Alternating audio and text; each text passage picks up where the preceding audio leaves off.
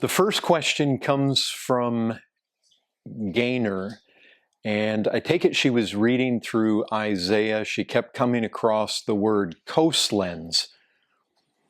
And so she says, I wanted to ask a question about the book of Isaiah. The word coastlands keeps coming up. Can you tell me what it means? Is it just meaning far and wide, like a long distance away? And so, if we want to determine the meaning of a word in the Bible, what do we do? What would you do? Some people go to a dictionary, but Some people go to a dictionary. might want to look at some other words in the Bible that might mean the same, similar thing or similar, synonymous with it. Synonymous with it? See the context. Perhaps not. I mean, how would you know if a word's synonymous if you don't know what the word means in the first place? Maybe looking at other translations as well, that might very different. And if you looked at another translation, what are you thinking that you might see? Like a replacement for coastline, maybe they would use a different Maybe another translation would use a different word. Yeah, that's a possibility. So if we want to determine the meaning of a word, the best possible way to start is to look at every single place that the word is used in the Bible, where the Hebrew word or the Aramaic word or the Greek word is used. Now, how can you do that? Like, for instance, if I have a certain Greek word, it might be translated into English different ways. In fact, between different translations, I might find the King James translates it one way, the ESV translates it another way. And so you don't want to just search the English word. You see what I'm saying? That the fact is that sometimes you can have two different words in the original. They both get translated love, but they're two different words in the original. And sometimes you have a word and it can be translated many different ways. Sometimes the original word in the Greek that we might translate into justification, well, it can also be translated righteousness. And so you could search righteousness every place it's found. You could search justification in every place it's found. But you wouldn't really be searching every place where that original word in the Greek is used. Now, we're not talking Greek here because this is Isaiah. What language would we be talking? Hebrew. Hebrew. Unless, of course, we were looking at the Greek Old Testament, the Septuagint, but we're not. And so what you can do, how would you search the every single place the original Hebrew word is used? How would you do that? Could you use a concordance? A concordance, exactly. And what would you look for? The Hebrew word. And how are the Hebrew and the Greek words identified? By numbers. By numbers. What kind of numbers? Like what would be an example? Like Strong's, the Strong's numbers, right? Strong's Concordance has Strong's numbers. In fact, Vine's dictionary is also geared towards the Strong's numbers. So yes, if you have a concordance, where do you get a concordance? You can buy a book. You could buy a book. And of course, you need a concordance for the translation that you have, because obviously different translations, they're going to be different. And those words as they show up in the English could be translated different ways. And so yes, you basically can concordance. But if you don't have the book, where might you find one online? Study Light. Study Light? Does that have concordance? I think it would, yeah, shouldn't it? I use Study Light, but I use it for Alright, okay. but I don't use it for concordance. I have Blue Letter Bible. the what? Blue Letter Bible. Blue Letter Bible. That seems to be like the one of the most used free resources online. You use that, right? Do you use the concordance on there if you want to do a word search? For what you are saying. Exactly. So you just want to be acquainted with. So what you would do is this. You can go, I take it, because I have Accordance Bible software, or I used to have BibleWorks, but typically what you do is you can go and you can search on that word number and find every single place where that Hebrew word is used. And typically your search engine is going to throw up in English all the verses. It's going to list them. Is that what happens? And so yeah, you've got the easy tool there on the internet. And so you can just simply go and you can search this word. You could probably search in English. You could search the word coastlands, or you find out what, typically what I can do is I can just click on that word coastlands and it will say, do you want to search by the English word or do you want to search by the word number? Well, I search by the word number, and that's going to give me every place in the Hebrew where it shows up, whether it's translated coastland or translated something else. So that is the best possible way that you can really find out what a word means. Because now you have all those verses. Now, sometimes you have to read those verses in the context where they're found. And I have the ability to increase or decrease context on my Bible software, but you can always go to them and you can look them up. I mean, this is for serious Bible study, but the best possible way to get to the meaning of a word is not in a dictionary. Because you know what the guys did that wrote the dictionary? They went through every single place where the word's used, and in context, they tried to glean what the word meant based on how it was being used. And we can look other places. We can look at secular resources that they've recovered from, you can find other Greek writings from 2,000 years ago, and you can find how they used words in the secular society. There's different ways we put all because, there are some words that they only get used one time in the Bible. And so that can be difficult. Well, how do we find the meaning? Well, oftentimes we have to look at extra biblical sources to try to get a feel for what the word actually means. But if you go through and you look at every place where a word is found and you read it in context, you know what? You start to get a good feel. And that's, I'm telling you, I'm belaboring this because I want all of you doing this. If we're going to really study our Bible seriously, then we need to be willing to do the legwork to figure out what things mean. And so one of the things that I would recommend here is, like, if you get a word that's used a lot, like coastland is used quite a bit, especially in Isaiah. You probably don't need to look beyond Isaiah. The first thing I would say is, if Paul uses a word, look at how Paul uses that word in all of his writings.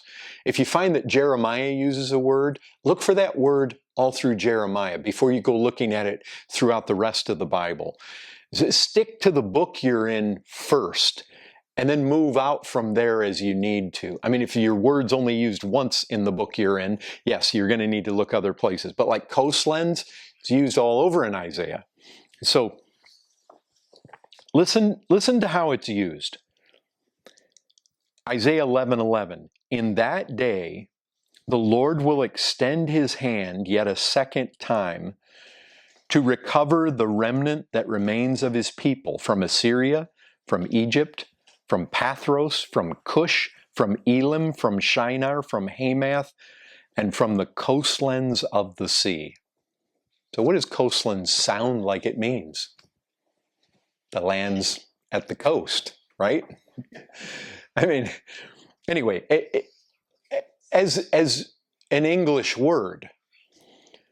Now, I looked at my Hebrew lexicon. A Hebrew lexicon is basically a Hebrew dictionary. It said this, that this word means island, a peninsula, coast, the distance and shores. In the Old Testament, most distant parts of the world to the west from Israel are the islands and the coasts of the Mediterranean Sea. So you do have to put this in context that Israel, if you think about where they were at the eastern end of the Mediterranean.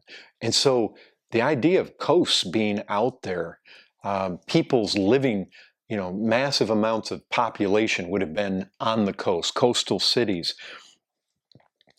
Isaiah 20, verse 6, and the inhabitants of this coastland will say in that day, behold, this is what has happened to those in whom we hoped and whom we fled for help, to be delivered from the king of Assyria, and we, how shall we escape? And so it's like the inhabitants of the coastland were putting their trust in the king of Assyria, and now their hope has been dashed. Maybe that doesn't tell us a whole lot. Isaiah 24:15. Therefore in the east give glory to the Lord. In the coastlands of the sea give glory to the name of the Lord, the God of Israel. Now you see, Israel, to the east is land. To the west is the coastland. So he says east and coastland. He basically, what was the coastland? The coastland was largely inhabited by the Philistines. You had Gath over there, you had Ekron, you had Ashkelon, you had all those 5 major cities along the coast, and then you had Tyre and Sidon up to the north, all on the coast there. Isaiah 40, verse 15, behold, the nations are like a drop from a bucket, and are accounted as the dust of the scales. Behold, he takes up the coastlands like fine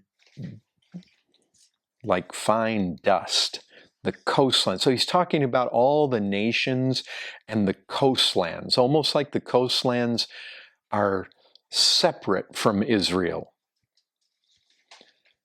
Isaiah 41:1, listen to me in silence, O coastlands. Let the peoples renew their strength. Let them approach. Let them speak. Let us together draw near for judgment. Isn't that interesting? The peoples, like the Gentiles. It's oftentimes you do get the feeling that the coastlands are like speaking of that which is away from Israel. We have this, Isaiah 41:5. The coastlands have seen and are afraid. The ends of the earth tremble. They have drawn near and come. So you got coastlands and ends of the earth. Isaiah 42:4. He will not grow faint or be discouraged till he has established justice in the earth, and the coastlands wait for his law. Isn't that interesting? The coastlands are waiting for the law of the Messiah. The coastlands are waiting. Isaiah 42:10, sing to the Lord a new song, his praise from the end of the earth. You who go down to the sea and all that fills it, the coastlands and their inhabitants. Same chapter, and it's like the coastlands are waiting for his law here, the end of the earth, and the coastlands are praising. Isaiah 42:12, let them give glory to the Lord and declare his praise in the coastlands. It's like salvation, redemption has come to these coastlands. Isaiah 49:1, listen to me, O coastlands, and give attention, you peoples from afar. Now, this is not the first time. Before it was the ends of the earth. The coastlands have seen and are afraid. The ends of the earth tremble. They have drawn near and come. That's Isaiah 41:5. this idea of the ends of the earth, Isaiah 42:10, sing to the Lord a new song, his praise from the end of the earth, you who go down to the sea and all that fills it, the coastlands. Isaiah 49:1, listen to me, O coastlands, and give attention, you peoples from afar. Isaiah 51:5, my righteousness draws near. My salvation has gone out, and my arms will judge the peoples. The coastlands hope for me, and for my arm they wait. Isaiah 59:18, according to their deeds, so will he repay wrath to his adversaries, repayment to his enemies. To the coastlands he will render repayment. Isaiah 60, verse 9, the coastland shall hope for me, the ships of Tarshish first, to bring your children from afar. Isaiah 66:19, it says, I will set a sign among them, and from them I will send survivors to the nations. It says, to the coastlands far away, that have not heard my fame or seen my glory, and they shall declare my glory among the nations. And so, okay, and I know I've belabored that, but listen, this is really important that we learn how to study our Bibles. And one of the chief hermeneutical practices that we need to use, hermeneutics, is Bible interpretation. How do we interpret our Bibles? Well, we study every use. See, what we just did was we went through every use of coastland in Isaiah. And you get a feel that coastlands represent that which is far away. But it's interesting. Judgment happens there, but they also wait for the Messiah. But isn't that a perfect picture of the nations? From among the nations, the riches pour in, but also the nations, the pagan nations, are those which will be judged in the end and which are in rebellion against God. And why? Because a place like this, a place like the United Kingdom, I mean, there's a people here that are coming to know the glory of the Lord, and there's the vast multitudes that are going to face judgment. Anyway, that's how you get a feel. And I do those kind of studies. Not all the time. It's not like when I read the Bible, I go and do that kind of extensive study on every single word. But you know what? I'll be reading along, and the same thing will happen to me that happened to Gaynor. When I look at something, it's like, wait a second, what does that word mean? I mean, I read that word all the time, but what does that word mean? And then you go and do a study like this, and then you feel like, wow, I never realized how often coastlands are associated with that which is far off. In fact, Gaynor picked up on that. She said, is it just meaning far and wide, like a long distance away? Well, that is one of the senses here, undoubtedly, that it's representative. It seems representative of that which is far away, the nations. Not to get away from the fact that those nations would have been on the sea. It's talking coastlands. But you can imagine to the Jew how much of the pagan population was out there around the Mediterranean. And there are other places. If we wanted to go further, we could look at the word, Arthur Pink was big on looking at the first usage of a word. And the first time coastlands is used all the way back in Genesis, if I'm not mistaken. It's found in the Psalms, it's found in Jeremiah and Ezekiel. So if we could go even further, and I looked at them, and it basically, you get the same kind of feel that you get in Isaiah. What say you? There's some interesting, like in Ezekiel, the mention of coastlands. It says now the coastlands tremble on the day. And, so that would be more like the judgment coming upon them, like was said in Isaiah.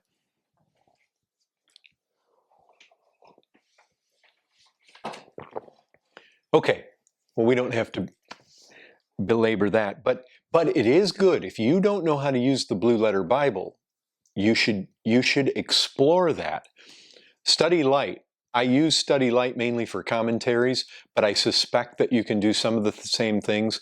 I saw a list online today of like the 7 best free Bible software deals online. And so there's a lot of them out there.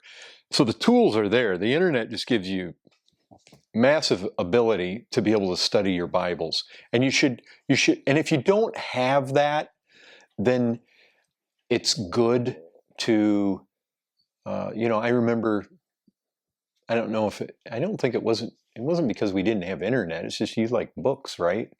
And so, yeah, we just bought Ruby all the books that she needed to do all the kinds of study that she would want to do. And those are good tools to have. And if somebody is in this church here at Grace Fellowship Manchester and doesn't have those tools because you just downright can't afford them, then talk to me.